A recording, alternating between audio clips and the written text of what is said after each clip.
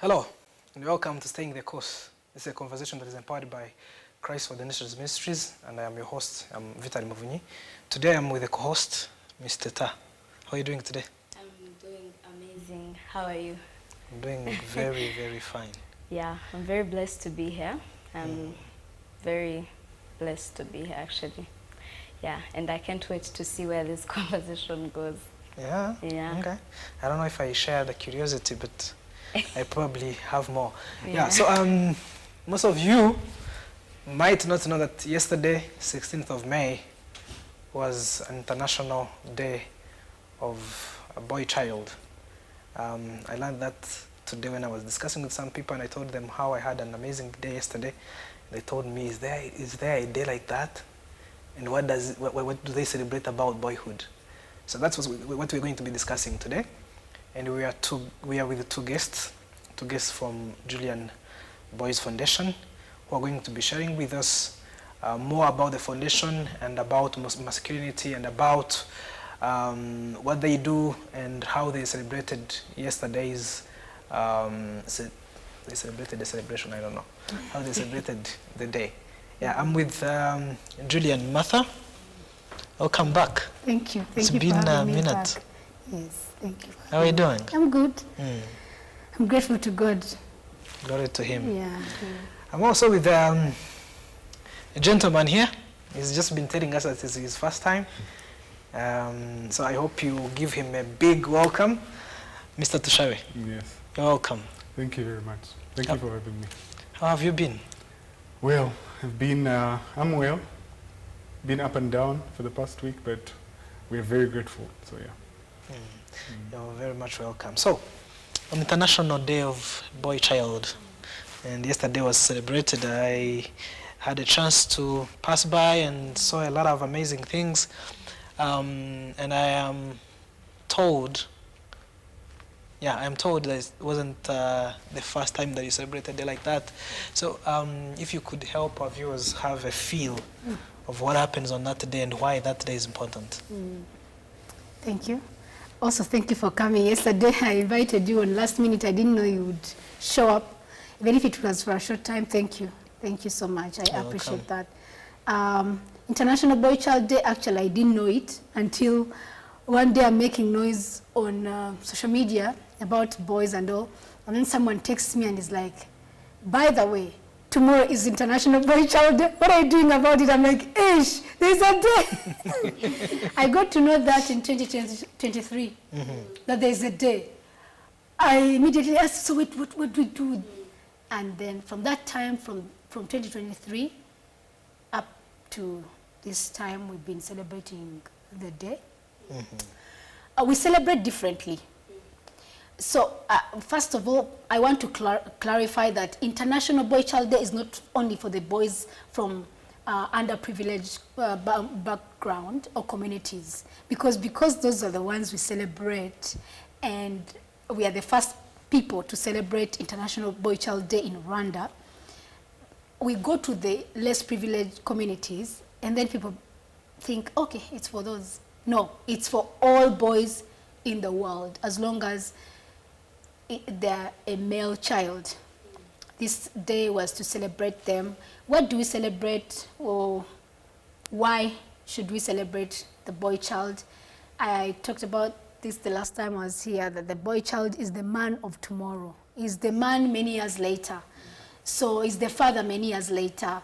And it matters. Also, boys need encouragement. Boys need to know that they matter. They are valued. Their presence is, yesterday as we were doing the breakout sessions, one of the boys said, for me, my biggest challenge is to forgive my parents. He doesn't think that his father loves him or his parents love him because they abandoned him. So, and he thinks he's suffering because he's not loved. So you can't tell that person you are loved, and that's why we celebrate them. To tell them it's not a mistake, you're a boy. God loves you. You were created in God's image. You are fearfully and wonderfully made. You're going through challenges now, but you're going to be a great man in future. That's why we were saying yesterday, ndi umuhungu, ndi umugabo w'ejo, ndashoboye. We kept telling them to repeat that, ndumuhungu, ndumugabo wejo, ndashoboye. So that they grow up knowing, it gives them self-confidence. Ndumuhungu, nijewe mugabo wejo, kandi ndashoboye.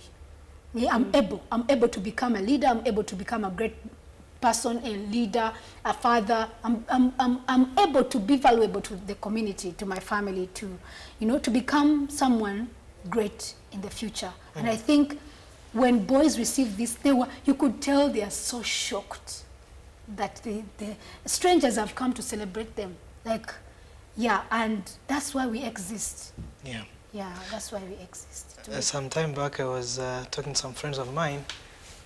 You know, this verse she just quoted is a verse that is mostly used in women's conferences. I'm fearfully and wonderfully made. And I joked with friends and I was like, do you know that those words were actually written by a man? Yeah. And he was talking about himself. It's so shocking that it's almost unheard of that men would have such a affirmation and encouragement. Now, today we'll be talking about manhood, boyhood, masculinity, celebrating them, challenges they face, and so many other things. But we'll also be talking about that from the organization that you are with. And I know we've had a conversation in the past that gave us more context about how the organization started and much more. And I would encourage our viewers to find some time and watch that conversation on our YouTube channel. But for tonight's conversation, and for someone who just tuned in right now and who's going to be following us for this whole hour, I think it would be in order that you give them a summary of Julian Boys Foundation and what do you do, where does it come from, so that for the rest of the conversation, when we refer to Julian Boys Foundation, we'll have an idea of what we're talking about.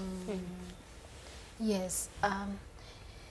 Like I said, the many weeks I was here, many weeks ago. Yeah, Julian Boys Foundation was born or was birthed from experience of pain from my brother. When my brother was a student, he got into bad groups. Learned how to drink, do drugs, and we didn't know. We are a Christian family, we didn't know. By the time we find out, he's actually addicted and he's been hiding. So, and he's sick. He had gotten so sick. We are so worried what's going to happen. And to cut the story short, those that want the full story should check the YouTube channel. I think I went in detail in that conversation. But I only have one brother. And when I noticed the only man we are left with in the family, we almost lost him. At some point, he wanted to commit suicide because of using. So when I realized we almost lost the only man we are left with in our family, I'm like, no, I need to do something. So when I walked a journey with him, the talks we used to have, I didn't have any experience. I didn't know what to do. I was just doing what I think is right and also praying for him. Asking him what he thinks, what are his dreams, what does he want to be, where does he see himself, to check, does he even know who he is, does he value himself. I would affirm him by his name. I remember telling him, your name is Emmanuel, which means God is with us and God is with you. You'll never get lost. You'll never die young. I would speak those words to him. And as he got better, he introduced me to his friends who were worse than him. And some of them we used to visit them at the rehabilitation center. So those boys, those young men, I also had the same conversations with them. I would sit them, we'd talk, get to know their challenges. Some, again, still have they had father issues. So those talks, those constant conversation and knowing them more helped me know how to help them, but also understand issues of the boys. I don't know 100% issues of boys, guys, but by God's grace, that's where I picked it, because I just kept seeing more and more and more challenges. So Julian Boys Foundation is birthed from that. from the need to be a solution, the need to do something about what's going wrong, the broken society. Yeah, that's the summary. I hope I've done justice to it. Okay. That is amazing. And it's amazing how a boy foundation can be started by a girl, a lady. It's very ironic. I find it ironic and very powerful at the same time. So as I wanted to first ask our newly guest here. So I didn't want to start with Julian because I want to understand it from a male perspective. You know, they say that there are a lot of challenges that of course Julian talked about some, but she also said she doesn't know all of them. But I want to understand some of those challenges and how mostly they go unnoticed. Because yes, there is that foundation, but I don't think there are many foundations like that. And there are very many girl foundations that are raising, you know. So I want to understand those challenges, and sometimes they go unnoticed, and I want to understand why, some of the whys. Yeah.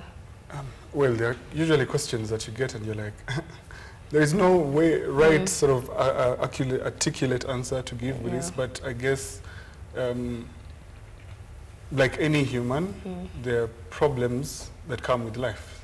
Simply by the fact of living, you are faced with different scenarios and problems that you may come across life.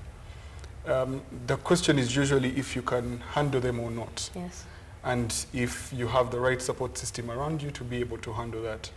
And again, with men, boys, because we're celebrating boyhood, because these are the people that eventually give us the men that we see around us, there is sort of a set stereotype of boys don't cry, or boys. For the lack of sounding like a broken, at the risk of sounding like a broken record, it still does happen, and therefore that means things are going to go unnoticed, not because you do not want them to go unnoticed, but because people are not actually seeing them, because we have become so good at hiding it. We hide it well. You get up in the morning, get to whatever you have to get to during the day, and still be able to get away with whatever you're struggling with. And it has become very comfortable for us not to be able to talk about it. And in fact, when you try to push to talk about it, it has only changed recently. Again, you're at a risk of either getting a very negative response, or now that, let me sort of set a scenario that this is not sort of a blanket statement, but it sort of gives us an idea of what happened with Julian's brother and what actually keeps happening. And again, there are times you think change has been made. Yes, it has been made, but the problem is still there. So again, it's a work in progress, and therefore, when again, I said, like any human, you're facing challenges. As by the fact of being alive, you're going to come across challenges and problems, and whether you have the means to handle it is the question that we're actually talking about. And I've also said that, especially with boys and men, the set standard has always been you're good, you can handle it, even when you can't, and therefore that's when it's very easy for us to get away with it, and then again only see it when it has only gotten so bad. I'll give this to Julian, because last time in the conversation I had some time back, she helped us see some of the challenges that he's mentioning that we never thought boys struggle with, but which actually affecting boys more than we realize. She talked about the imprisonment, she talked about a number of things, depression, suicidal thoughts, and much more. And yesterday evening I was reading how, and I'm going to give you some numbers, how teen pregnancies have been growing in Rwanda at a proportional rate that you cannot imagine. In 2016, we had 17,000 girls, Wow. 17,849 in just 1 year.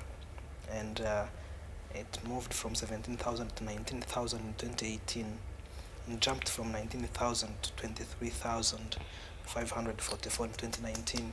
It's been growing. I think in 2023 it was 32,000 or something like that. I didn't get the number straight. But when I was thinking about it, I was like, when you look at the efforts being invested, and when we talk about teen pregnancy, of course it's girls who get pregnant, but almost all the efforts are focused on those girls. Yes. Obviously, among those that get these young ladies pregnant, they are grown-up men, but there is also other boys who are of their age. And when we talk about depression, we don't talk about many other things that come with someone that gets pregnant before they can be able to support themselves and support the child they are bringing. We again focus much attention to girls. Yesterday when I visited and I entered in one of the rooms, we had a breakup session, and some young boys, 14, were confessing how they're using drugs, how they are already sexually active and all that. And I'm like, aren't we focusing so much energy on one side? Because much of the energy is being invested in preventing teen pregnancies, because by the time it has happened, there is little to, I mean, it's not little to nothing, but there's little to really help with. So the best thing is to prevent. But when we are preventing, do we just prevent, like, do we invest preventive measures in girls and leave out boys? So actually my question is, what are some of these challenges? Because I would love us to remind ourselves, what are some of these challenges that boys go through, and probably because they don't speak out, or because no one is looking, we don't realize that boys are struggling. Maybe let me not say as much as girls, but they are struggling at a rate that we do not really give attention to. The silent battles that boys, because you work with them, you listen to them, you talk to them. I saw you yesterday, just like one of them. I mean it in a positive way. So you understand lots of their struggles. And I'm asking this question because from what you shared last time about the visits you made in upcountry, I'm like, help us tonight give the viewers a feel of what these young boys are going through that is not noticed from a practical, not just numbers. Yeah. You know why I took a deep silence? I was thinking of, so for the viewers that don't know, I grew up in Uganda, and I said it in the previous interview. There's something that we did in school. When the in the early 90s, the early 90s, there was a huge outbreak of HIV. And what the leaders did, they showed people who were actually early 90s or early 80s. Late 80s. Yeah, okay. I wasn't born. So me, I know early 90s because that's when I was born. Anyway. I remember growing up in school, we are always singing songs about how HIV kills, killer disease, this and that. Yeah. But there's something that happened. They showed one celebrity who was a musician came out and said, I am HIV positive and it is bad, and told the masses, it is bad, it is the worst thing that can happen to anyone. You take so many drugs, you are always weak, your immune system is weak. All the disadvantages. And he exposed what HIV looks like, and people shunned away or feared. In school, every primary school was singing a song about HIV. Every primary school that I went to. And guess what? Our generation recorded lesser HIV outbreak, patients than the previous one, because it was exposed, it was talked about, everyone knew, sensitization. When it comes to boys, their issues are kind of, because there's this, already it's a manly thing to hide weakness. Yeah, it's already a manly thing, don't show weakness. You're only strong if you don't show that you're hurt, you don't show your emotions. You are strong when you don't show, either you're too excited or too sad or too happy or too angry or too, you love too much, don't love too much, don't get hurt too much, don't be angry, then you're a man. That already. Now when it comes to real issues, men, when they're struggling with fatherhood, they will never see, you'll never know. You'll only see the results in the kids they're raising, that actually you had a bad father because your father didn't teach you this. Or you see the daughters just moving with any boy, you know that their father didn't do it. Because when you have a good father as a daughter, that security protects you from the bad guys. For sure. Because you don't have to plead for love. Your dad has already told you you're beautiful, my daughter. You get affirmation from your father that you don't have to look for in a man. So therefore, only a man that is like serious or what, even when like there's a security that comes with just having a good father, healthy father in your life as a girl. As a boy, the same way. When you have a healthy father, a good father as a man, it makes you a better man. You learn to do business. You learn financial intelligence. We learn most of our financial intelligence from our fathers. They will teach you how to have money discipline, time management discipline. Like, it's fathers that protect us or prepare us for the world. Mothers are there to love us unconditionally. Even if you are a thug, your mother will love you. You'll be sure to run back home to your mother's arms. The fathers don't do that. They were created with the ability to slap and also. And God has that. Yeah. That's why for people who don't have physical fathers, but they have soaked into the love of God and allowed God to be their father. Also, you see, you can think they have a father. Yeah. Because they have learned to receive the love of God. Yeah, so going back to that, because the male gender does not show weakness, it's hard to even dig deep. It takes you a lot to know, depression is actually killing more men than we thought. Yeah. So many teenage boys are committing suicide. When boys can't work, no one will just come and give, the percentage is very small that a man will just receive something for free. Yep. No one is going to just come and give a guy something for free. But we girls, by the virtue of existence, receive something's free. Like, because you exist as a girl, and it's a privilege, and I bless the Lord for that, and I don't take it for granted that every now and then you get blessed. Yeah? Men rarely do that. Men rarely get that. So if he's not educated and he can't even get a job, and he needs to take care of himself and his family, he's going to turn into being a thug. Yeah. He's going to steal. He's going to cheat. He's going to find a way of, cheating life and stuff like that. So, and he will get arrested for that because there's a law that there's a law that prohibits that. So, then we find so many prisons. Today, this morning, someone told me, which prison is it? No, I won't mention the name. I don't know whether it's Majerajere, but one of the prisons we have. And then it had 12,000 women and 30,000 men.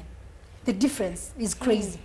Now you wonder, where are the wives and children of these men? What are they doing? Because the only breadwinner in the house is locked in prison. So what are they doing? What are those kids becoming while the dad is in the prison? What are they turning into?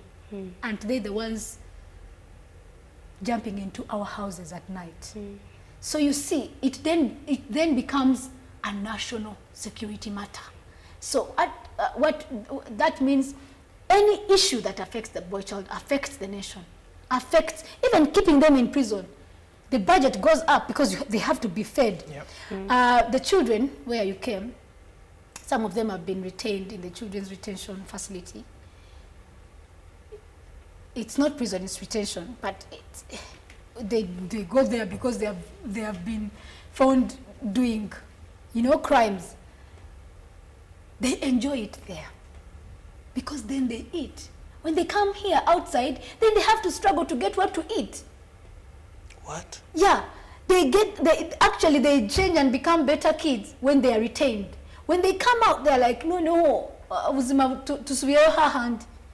Yeah, and then the cycle continues. Then you realize we cannot just we need something sustainable for the boy child. Something, not a one-time thing. And that thing, it's one of the things that even me, it still beats my hands. I don't know. I keep asking God, how do you want me to actually go all the way to help this? Even if it's one boy, you never know what this boy becomes in the future. Yeah, so it's one thing that leads to another. Lack, uneducation, being uneducated will make him not have a job. And that will make him want to steal because he needs to survive, he needs to live. And that will end up prison. Abandonment, no love. They don't know, they have never received love, they don't know how to give it. And it's not only the kids from underprivileged communities, even the kids with busy parents don't have time for them. Actually, instead of giving them a parent, instead of giving his child his presence, we give them presents. We give them phones, we give them trips to Dubai, we give them, instead of giving them your time, pouring yourself into your children, we give them toys. Yeah? And they don't have the treasure of your time. So still, they don't know how to receive love. They think love is iPhone 16. Love is a trip.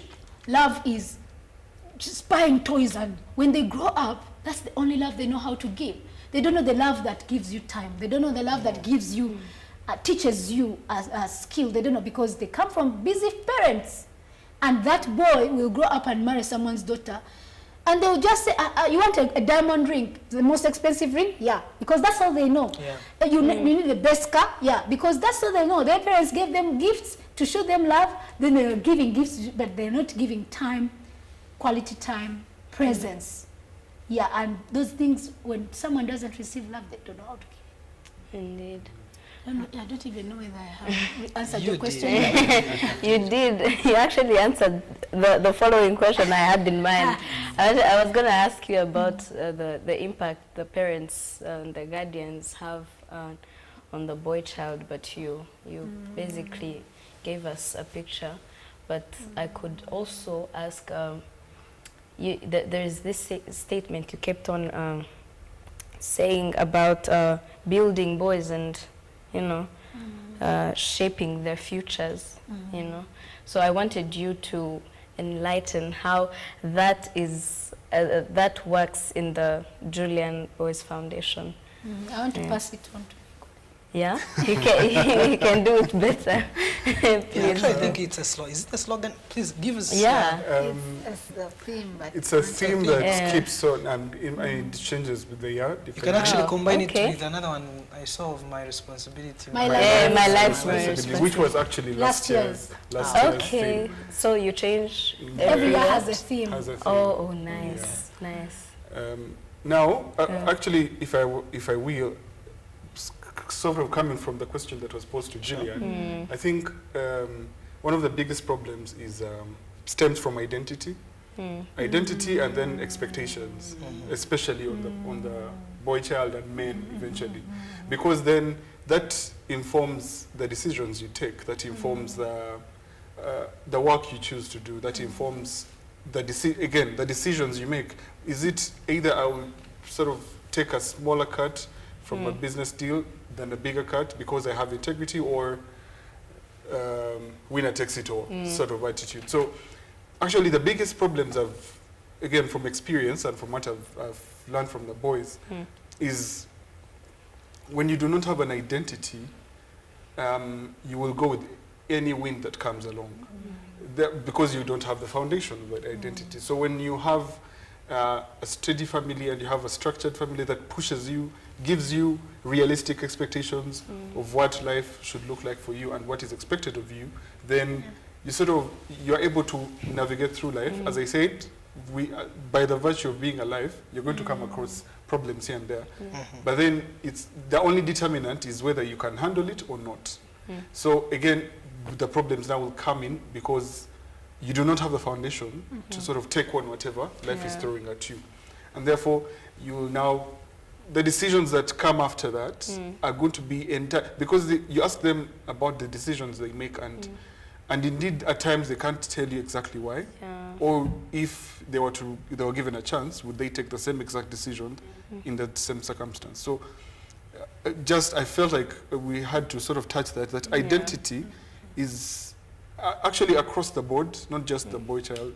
Identity, the moment you don't have a sort of a clear identity, it then sort of gives you a warped idea of expectations of you and the things that which informs the decisions you take.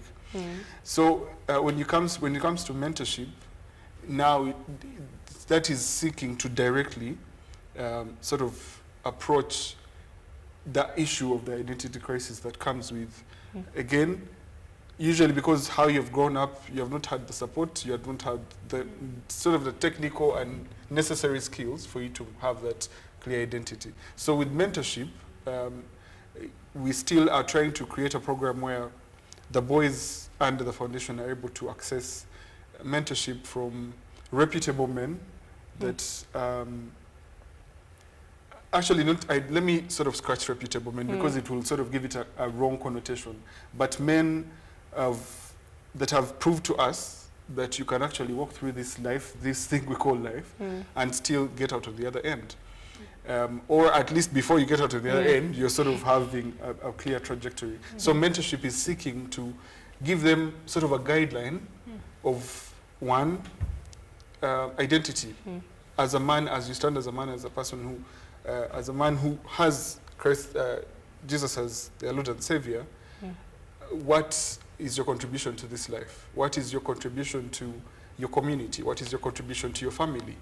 And sort of that will inform the decisions they make. That even at the pits of any issue they're sort of experiencing, sort of their identity still sticks out. They will not be waived and sort of be forced to take the wrong course of decisions that will end them up in detention centers, in prisons, in being a menace to the society rather than being sort of a pillar to the society that they actually are. Because again, everyone has potential. Everyone has been born with potential to be a significant member of the community. And of course that will then be a benefit for the whole community. If my brother is a good person, and good person is misused. Let me take that. So if my brother is a responsible member of society, that means they heed to their responsibilities. They everything that is required of them, to the best of their abilities, they do. So even in the cases where we have shortcomings, again, errors to human, we are able to walk through it from the basis that we're dealing with a sane human being. So again, that is what mentorship seeks to find, to give an identity, and then from that identity form the decisions they take and sort of the life they lead afterwards. Before that asks a different thing.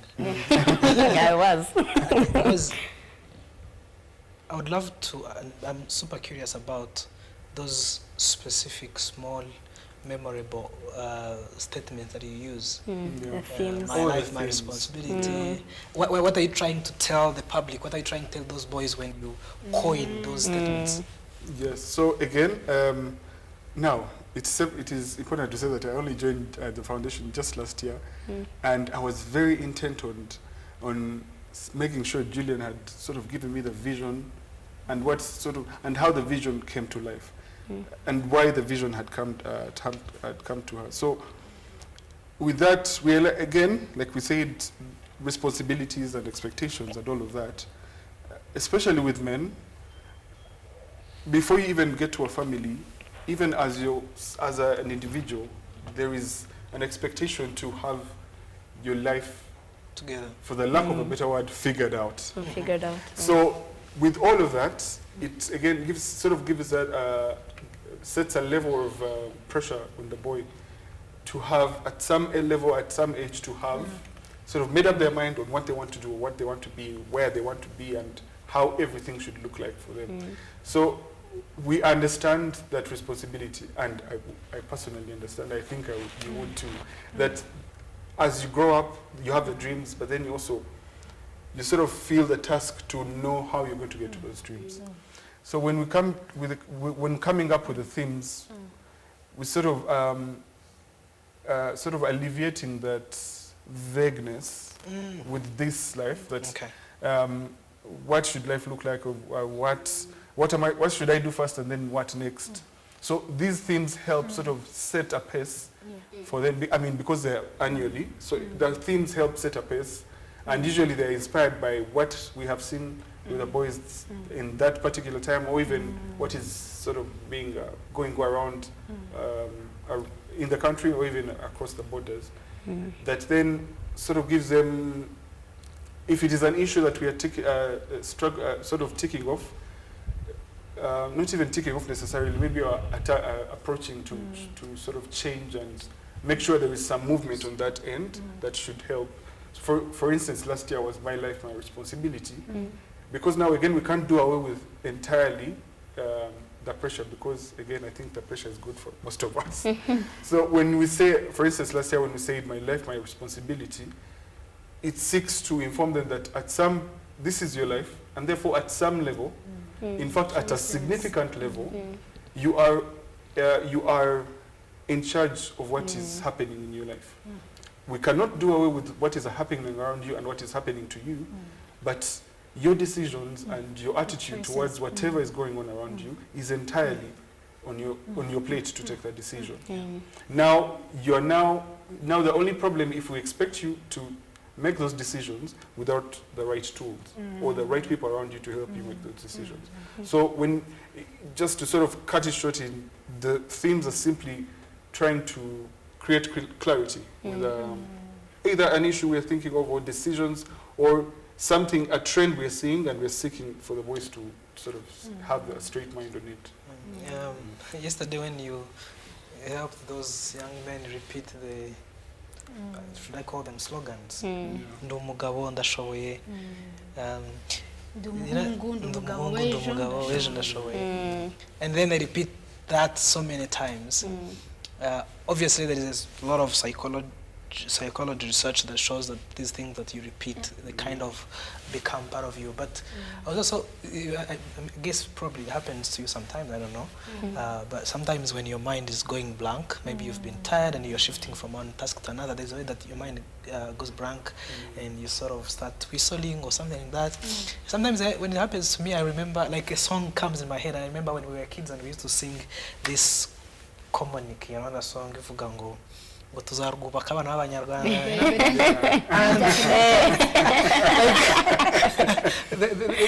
The words come in your head and you kind of get to reflect on them. You're like, okay.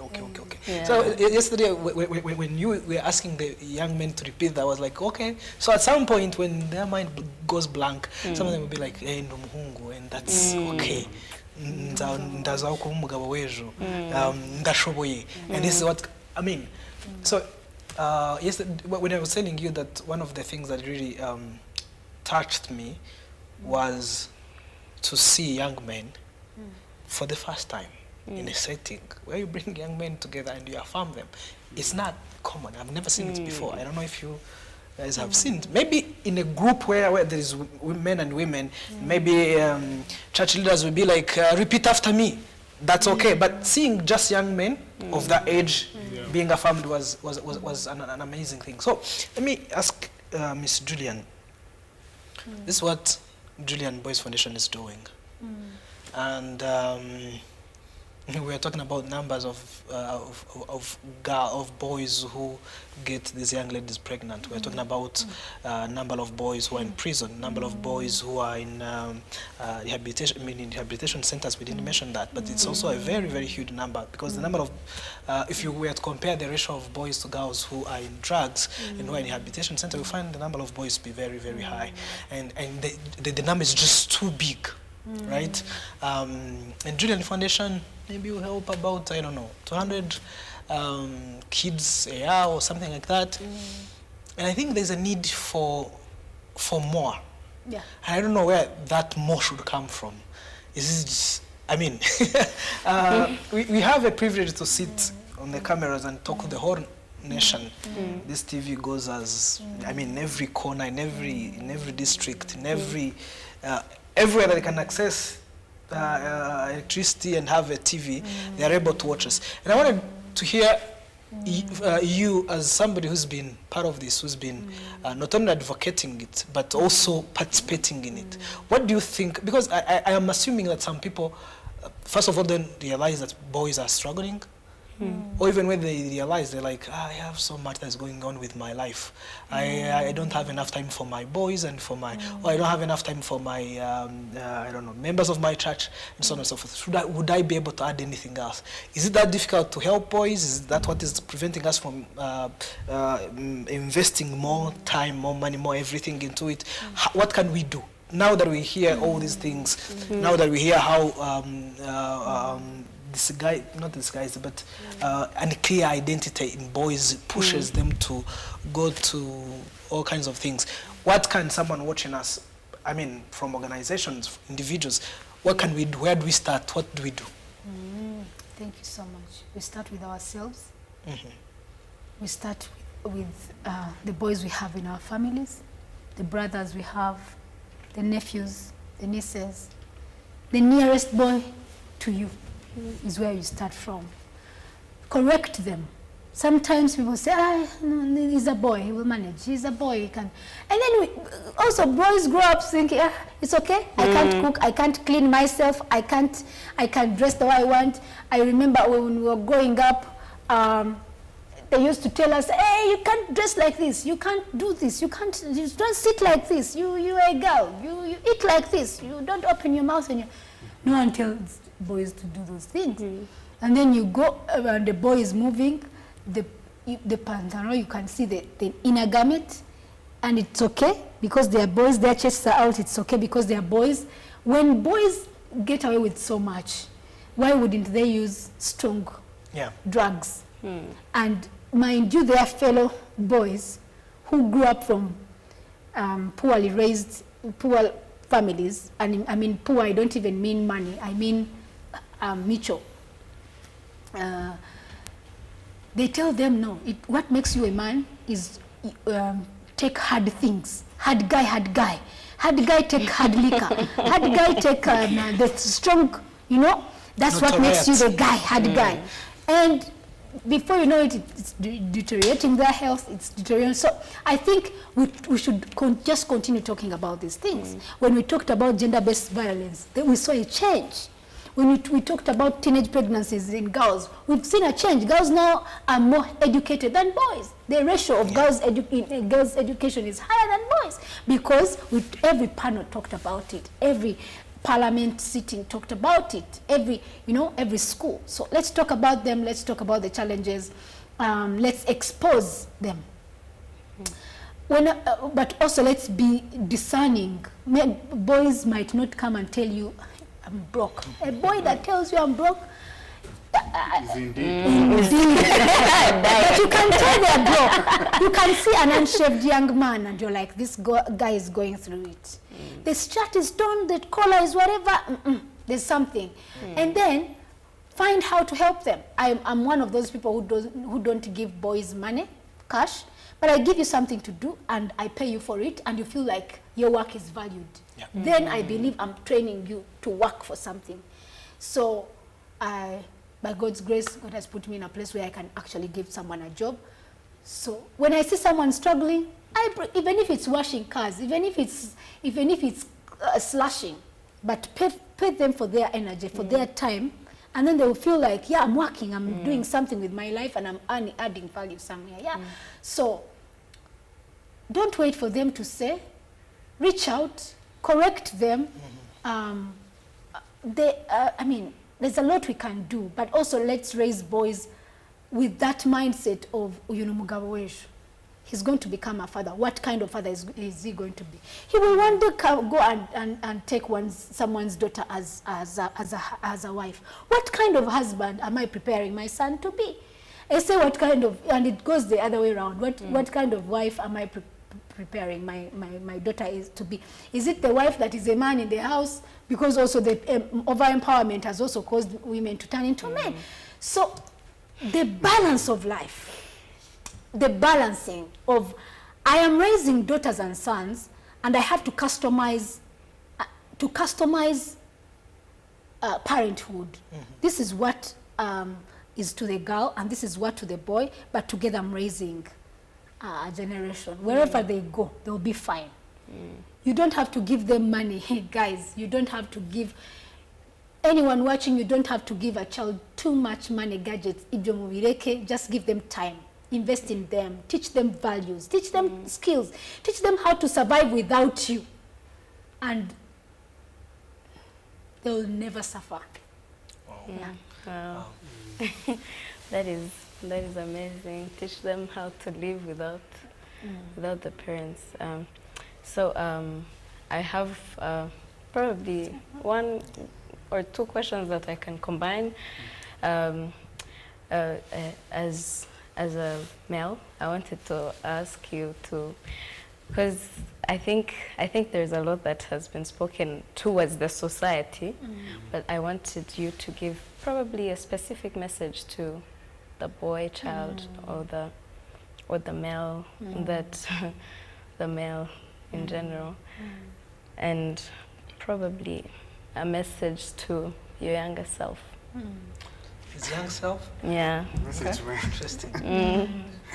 Well, again, I think mine, simply, you can do this. Literally, like, put your mind to it. I mean, if it is, I don't know what it is that you think is insurmountable, you can do this. Yeah. To my younger self, yeah, you can do this. It's super powerful. Yeah. So that's your way. You're telling the younger self, Yeah. There you go. That is very It's extremely powerful. powerful. There's a Yeah. professor says, it's how you know how to quote it in Kinyarwanda. I don't know how it is in English, if it's the same similar words. It says, "Mwikomeze mwabagabo." That's like saying, be courageous and be men. I think in King James Version they used that word, but in other versions they use some other words. And you have no idea what it means, like to tell a young man, be a man. It's like probably greatest encouragement. And what you mean by be a man, is like telling them, you're able, you know? So it's extremely powerful. Now, because we're coming to the end of our conversation, almost done with time, I want to ask Julian,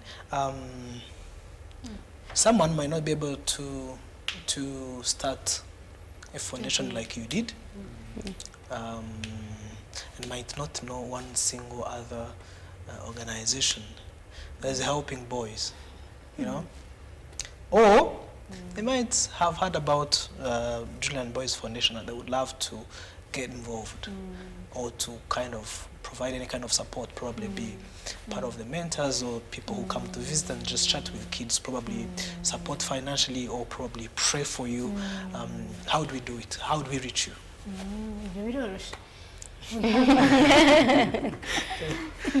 We have a website. Visit our website, www.julianboysfoundation.com. Okay. Yeah. Another way, you follow us, write to us. Follow us on our social media platforms, on Instagram. Write to us. You are most welcome to volunteer. We need mentors. We need resources. One of the big, school is not a problem. Boys want to go to school because we have so many government schools. Hunger is the problem. How do they survive after school? What about in the weekend? because now home becomes, at least the boys that we deal with. So hunger. Provide the food if you have a farm. Give us vitoche, kaunga. The boys will be so happy. So happy. Even the small we give, they're so happy, you know. Give your time. Call us, tell us you want to, if you are a psychologist, you know how to talk to a counselor. These kids are so broken, and you can spare 1 or 2 hours to come speak to them. You are most welcome. If you can give of your time or resources, you are most welcome. So, you know, when it comes to NGOs or non-profits, whatever you give, trust me, it is useful in ways you can't even. Donate clothes, donate shoes. These are kids that go to school without clothes and shoes. They have, but they're torn too old. Donate, and God will bless you. Wow. Someone might have watched us today and probably wondered what each one of you does at Julian, because I think I didn't do. We didn't. Let me share the good. We did a good job of introducing you. Now, almost introducing you at the end, but it's good that at least they know. If I meet you, I don't know where, I'll be able to shake hand with you and ask you how you're doing at Julian Boys Foundation. And probably ask you a thing or two because of what I know that you do there. So let me start with you, maybe. Let's start with you. Ladies first. Yes, I'm Julian. I'm the founder of Julian Boys Foundation. I think that's what I do. I am in everything. You know, when things are just starting, you are the admin, you are the operations, you are what, but with time, you see, these are the people. One day when we said, if you have a skill and you can help, and people started showing up, and that's when we got Lenox. Do you want to speak about what you do, or you want me to speak? Well, that's your way. That is true. Well, right now, again, because we're still setting it up and we're still in the groundwork, but my focus is now in the administration and the finance part of things with JBF. So making, for the lack of a better word again, I'm the numbers guy, I guess. He's That's the best word, actually. He's the numbers guy. He's professionally the numbers guy in the marketplace. His work. So when he comes, he brings those skills to JBF, but also he makes things happen. He's very good at coordinating stuff. So allow me to thank you both for choosing to be here tonight and to discuss the things that we discussed tonight. Thank you so much, Julian. This is your third time to come here. I feel like you should give me a job. You're now part of us, actually. You're part of us. You know what he's doing at Julian Foundation, you're doing it at State. Thank you so much for having me. I'm forever grateful. I don't take this for granted.